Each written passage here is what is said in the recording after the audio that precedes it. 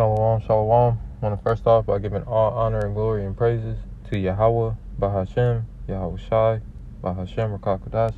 Double honors to the apostles and elders of Great Millstone, which I learned this truth from. Just a quick little lesson. I was pondering, out and about running errands, but in the meantime, I was just, pondering in my mind, just something that happened, over, a couple of weeks ago. It was just random, but just recognizing how the Lord was with me and, kept my mind aright in the situation.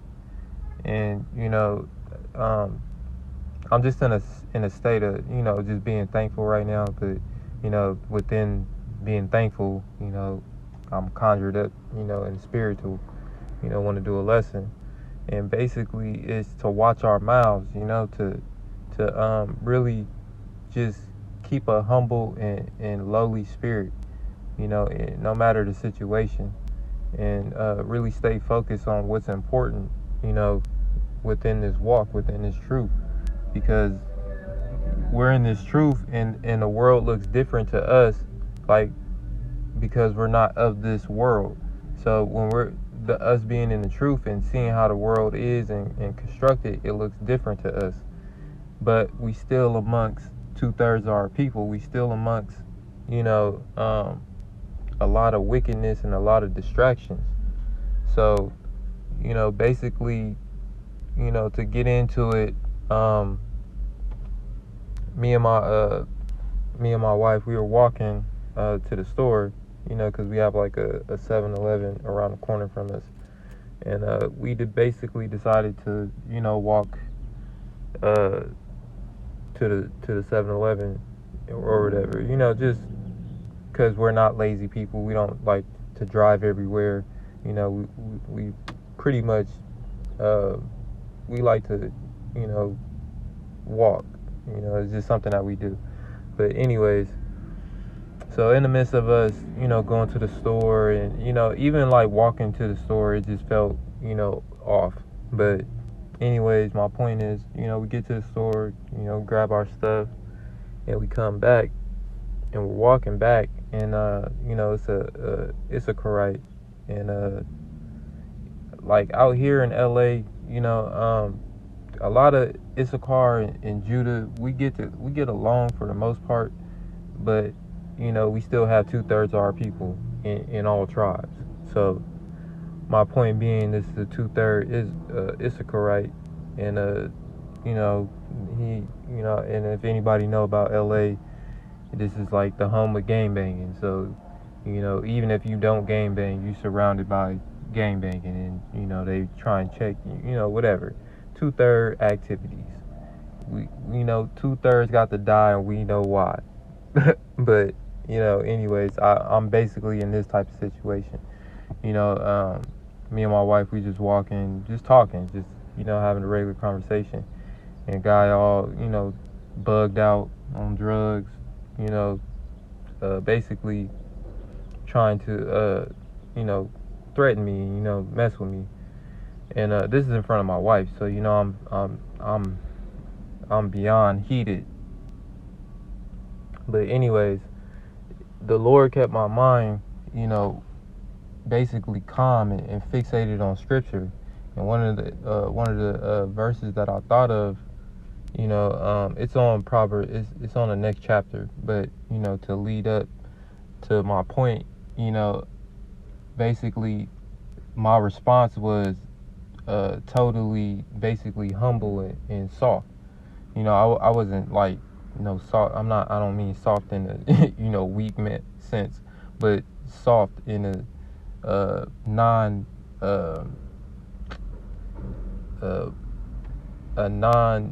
berated, not berate, but like a non-threatening response. Basically, it wasn't no type of animosity to my response, when I said something.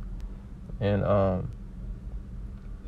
over the years of just living out here, you know how to conduct yourself. You know what to say to these type of people when you come about them. But anyways, the Lord kept my mind, you know, very humble and just in a right state of mind, basically. And the verse that I thought of was Proverbs 15:1. A soft answer turn away wrath. So basically, my response was a response of, not in a threatening manner, or insinuating that I wanted to get into it, because, for one, everybody out here, especially 2/3, they all, carrying swords, and, they think they invincible when they got them, and they quick to pull it out on you. And but basically, so he called himself getting ready to try and do that in Slovakia. And he basically was, waiting to see what I was gonna say, but my response was totally, not what he was expecting. And that's just that was the Lord, because really I was mad and I really wanted to say something different, but what came out of my mouth was, just something that just made him go away. And basically, it made me think of Proverbs. So, I'm not going to, that was the basis of, this is basically the basis of what made me want to get into this lesson, because, I was just thinking about it, and it made sense, So, this Proverbs 14, and I'll start at 7. Go from the presence of a foolish man when thou perceive him not in the lips of knowledge. So already, based off the stuff that he was already saying to me, I already knew like there was really no conversation to be had, but I didn't want to escalate the situation, being that I had my wife with me. And just that alone, like, it's enough to get any man like irritated and going. But luckily the Lord was with me. But I already perceived him as retarded, because just the stuff that he was doing, he was already driving around all crazy before we even, got within his, within the vicinity of him, because he was already, driving crazy and stopping and going, and just bugged out. So go from the presence of a foolish man when you perceive him not in the lips of knowledge. The wisdom of the prudent is to understand his way, but the folly of fools is deceit.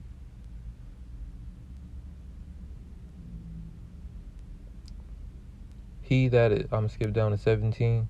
He that is soon angry dealeth foolishly, and a man of wicked devices is hated. Yeah, because I could have easily responded in a negative way, and having Esau's swords and wicked devices, it could have easily been used on me. But I'm gonna skip to Proverbs 15, and this is basically the verse that popped up in my mind. Proverbs 15:1: a soft answer turn away wrath, but grievous words stir up anger.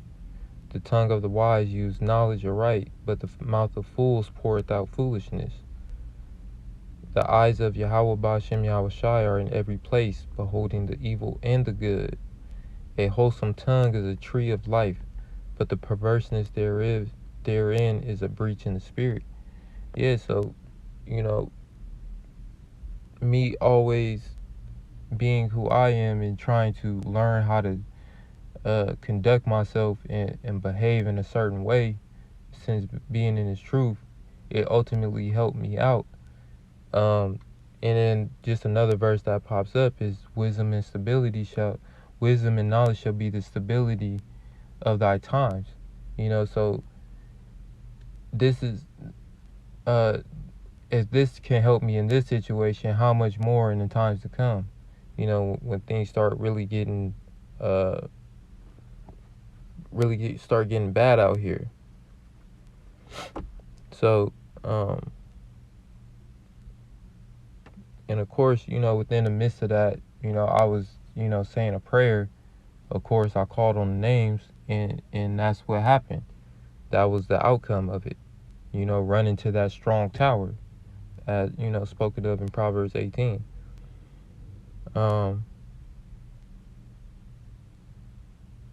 gonna skip down to 9. The way of the wicked is an abomination unto Yahweh Ba'ashem Yahushai, but he loveth him that followeth after righteousness.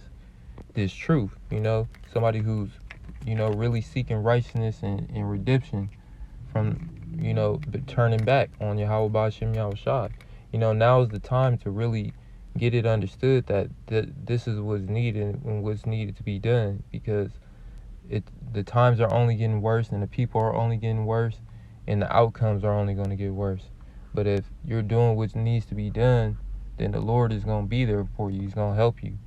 He's going to give you the right things to say, or the right mindset to have in the time frame or the situation that you're in.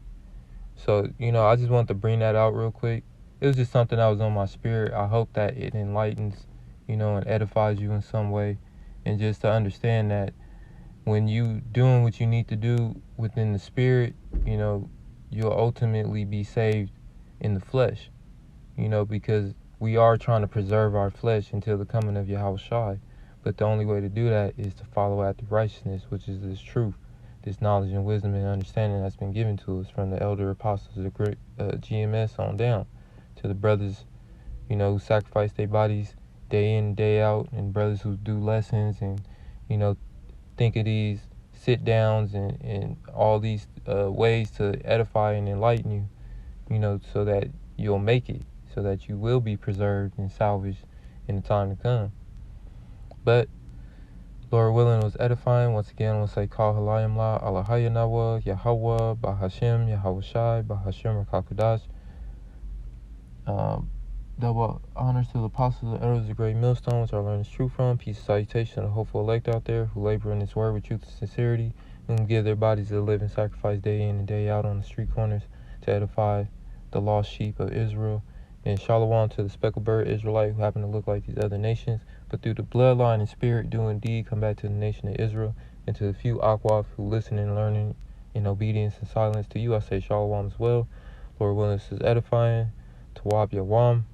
Have a blessed day. Have a blessed weekend. And just be safe, everybody. Shalom.